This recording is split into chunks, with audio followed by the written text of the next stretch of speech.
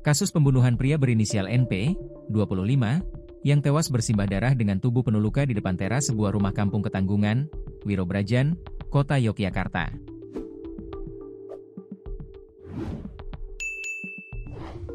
Kejadian itu sempat menghebohkan warga setempat, sebab NP ditemukan dalam kondisi tidak sadarkan diri, tergeletak di depan teras rumah milik saksi bernama Kirdiono.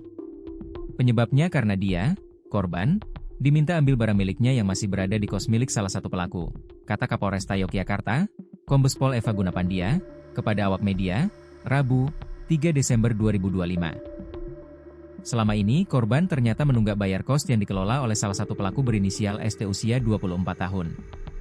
Persoalan tunggakan kos itu sudah dimulai sejak 1 tahun lalu. Korban yang sudah tidak lagi menempati kamar kos milik pelaku lalu ditampung oleh saksi bernama Kardiono di Wirobrajan. Namun barang-barang milik korban masih dititipkan di kamar kos pelaku yang beralamatkan di Melati, Kabupaten Sleman.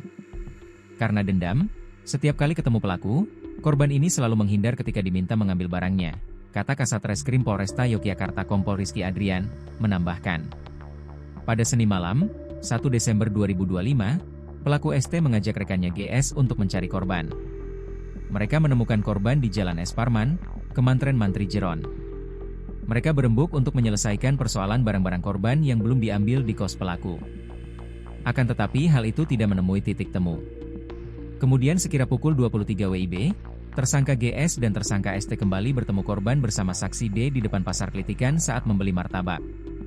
Kemudian tersangka GS dan tersangka ST mulai melakukan pengeroyokan terhadap korban dengan melakukan pemukulan menggunakan helm dan tangan kosong yang menyebabkan korban tidak sadarkan diri, jelas Rizky Adrian.